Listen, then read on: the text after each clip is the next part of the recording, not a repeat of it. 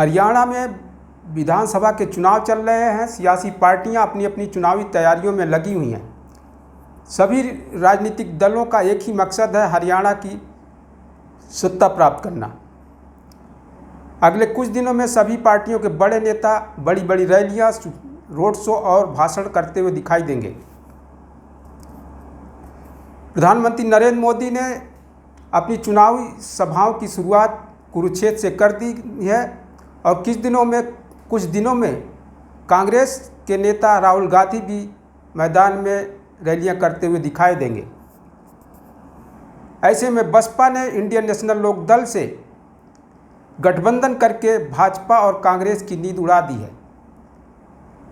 बसपा और Indian national लोक दल हरियाणा विधानसभा बड़ी मजबूती के साथ लड़ रहे हैं, जिसके कारण वहां पर चुनाव त्रिकोणीय हो गया है। बहुजन समाज पार्टी के राष्ट्रीय कोऑर्डिनेटर आकाश आनंद बड़ी नई रणनीति के साथ चुनाव कैंपेन में उतरेंगे। कहा जा रहा है कि वो हरियाणा की सभी विधानसभाओं में अपनी जनसभाएं करेंगे। बसपा की रणनीति है कि पिछले चुनाव में जहां जहां बसपा ने दूसरे और तीसरा स्थान प्राप्त किया था वहां विशेष पे फोकस किया जाए।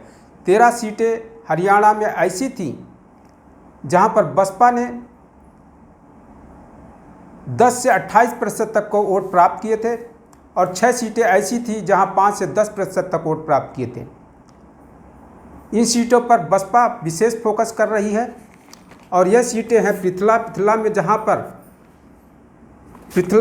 पर 24.45% वोट पाई थी। जगाधरी में 24.41% वोट मिला था बसपा को।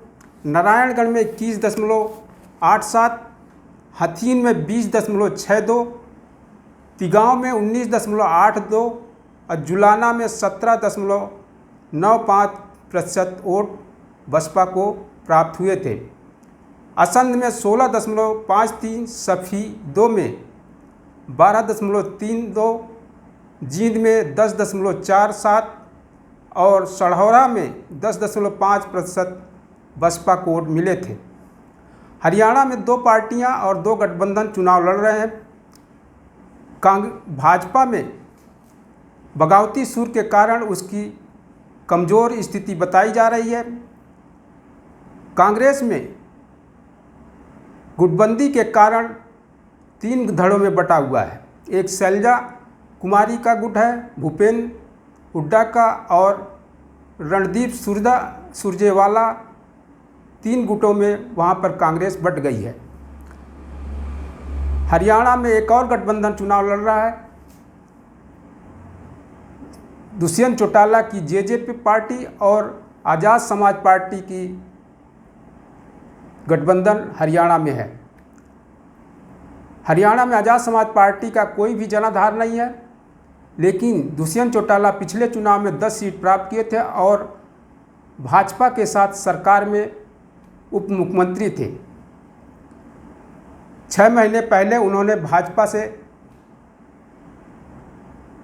समर्थन वापस ले लिया था और उप मुख्यमंत्री पद से इस्तीफा दे दिया था, क्योंकि उनसे वहाँ के किसान काफ़ी नाराज थे। उनके दुष्यंत चौटाला के समर्थन वापस के कारण बीजेपी की सरकार वहाँ अल्पमत में आ गई थी। वहाँ के मुख्यमंत्री ने इसलिए चुनाव से 1.5 महीने पहले ही वहाँ विधानसभा भंग कर दिया। ऐसे में देखा जाए तो बहुजन समाज पार्टी और कांग्रेस का सीधी टक्कर है। खबर ये है कि बहुजन समाज पार्टी की मुखिया हरियाणा में 4 से 5 सभाएं करने वाली हैं। पूर्व प्रधानमंत्री देवीलाल के जयंती पर 25 सितंबर को वो इंडियन नेशनल लोक दल के साथ संयुक्त बड़ी रैली करने जा रही हैं, जिसमें इंडियन नेशनल लोक दल के प्रधान महासचिव अभय चौटाला भी रहेंगे। बहुजन समाज पार्टी की मुखिया के रैली के कारण वहां स्थिति बहुजन समाज पार्टी इंडियन लोक दल का गठबंधन की मजबूत और हो जाएगी। जिसके कारण वहाँ पर बहुजन समाज पार्टी और गठबंधन काफ़ी अच्छी स्थिति में आ जाएगा।